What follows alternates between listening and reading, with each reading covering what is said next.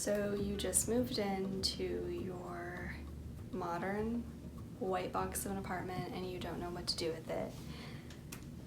And you don't want it to look like this, and you don't want it to look like this, but you still want to add personality and your own style, and you want it to look good. So I'm going to talk about my design approach with these kinds of spaces. I just moved into one and I feel like I've learned a lot of things since living here about how to make these spaces look good.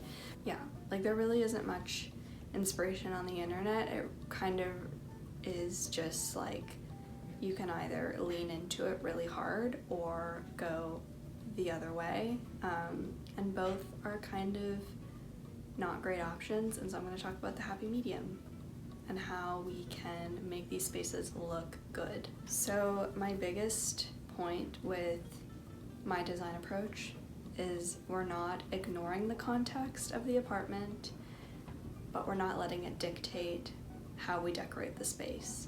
And so that being said, we're not going to contact paper the entire place. Like, let's not try to cover up everything. Instead, we're going to try to embrace everything about it that we can.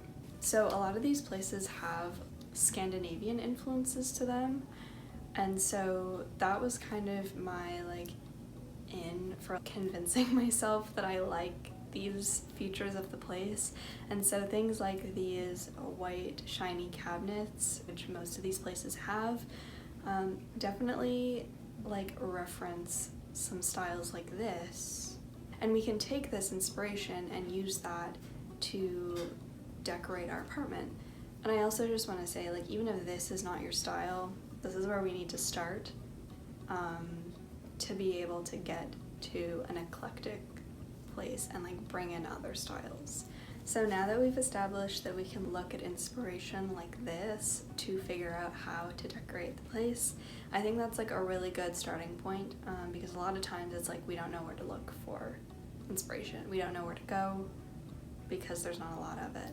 If we can see things like this and notice the ways that warmth is brought into these spaces, we can use that to add warmth to our own space. And so there's a lot of wood tones and these kind of earthy colors that are happening. And we also want to pay attention to forms, the furniture, the textiles, all of that.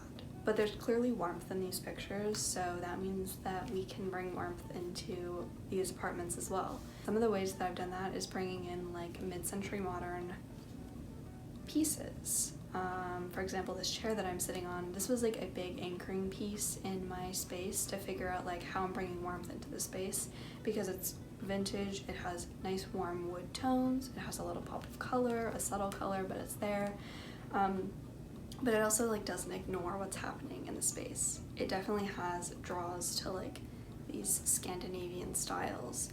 So when I bring in a piece like this, it's referencing the style of the place, but it's also reminding you where this style comes from and that it comes from things like this. And then with the other furniture in my place, I have a lot of similar kind of pieces. I'm also very much on a budget with this apartment, so I was very limited in the kind of furniture that I could buy. But I did get this IKEA couch. It's one of their cheaper couches, but it definitely has Scandinavian influence to it. And so it references this, but it also references the apartment. And so pieces like that are bringing in warmth, and they're bringing in interesting forms, and they're not ignoring the context of the place. Another way to add warmth easily is through textiles. And so as you can see behind me, I have a curtain situation happening.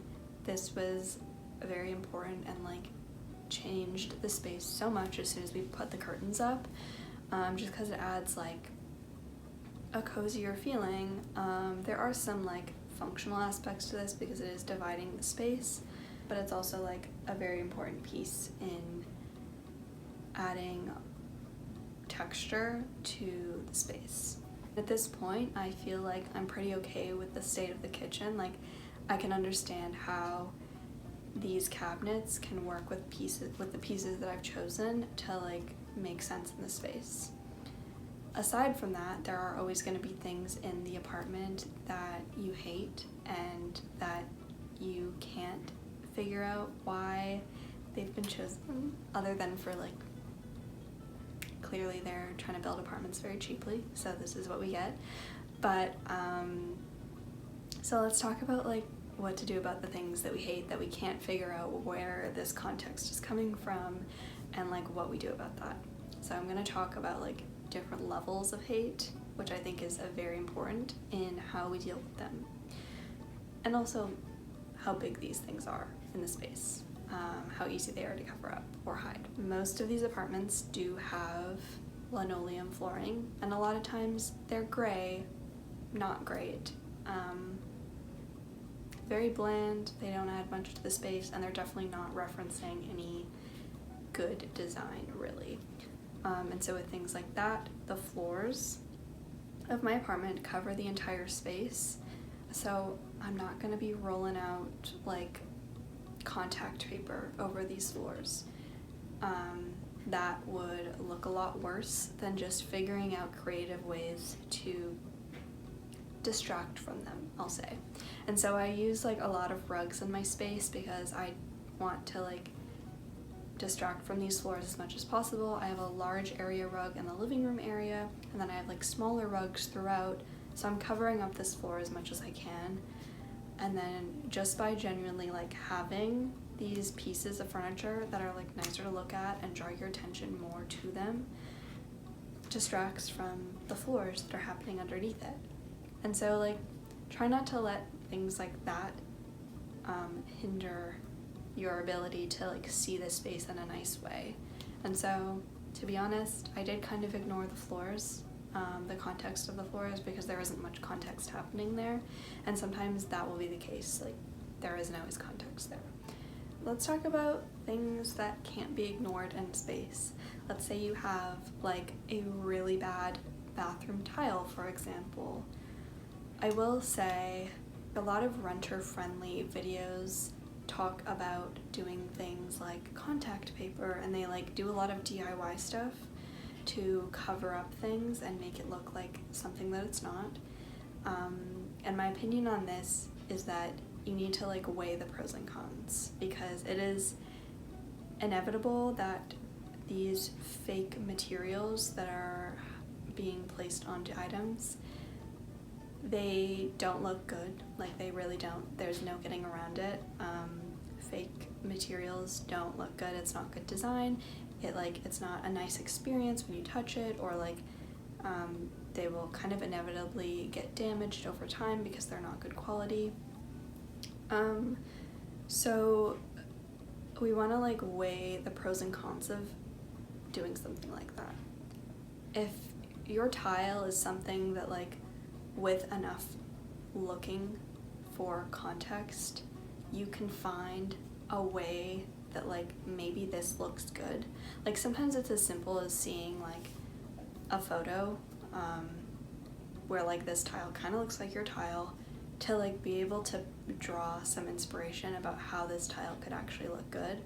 That's a great way to, I guess, compromise with your space. I guess like that's what's happening like when you're in a space that you don't like the built-in features of. You're like compromising with it constantly to like figure out the best solution. So we want to like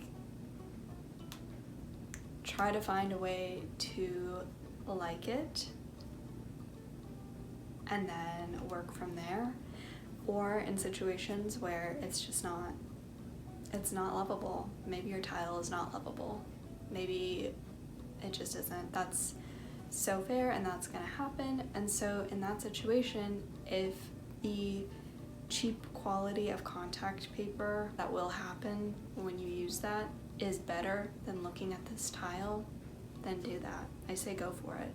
But if it's something like it's your shower tile, maybe just get a really nice shower curtain and keep it closed. We don't need to look at it. Let's just close it up. We don't need to see it.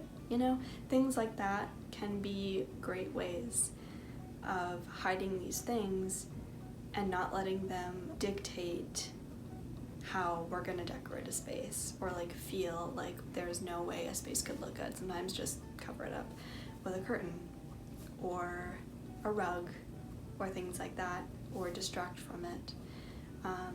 Yeah, that's basically what I have to say. Those were my main points. A lot of these, I'm talking specifically about like these like modern white apartments, but I also think that these principles apply to any space where the built-in features are not ideal.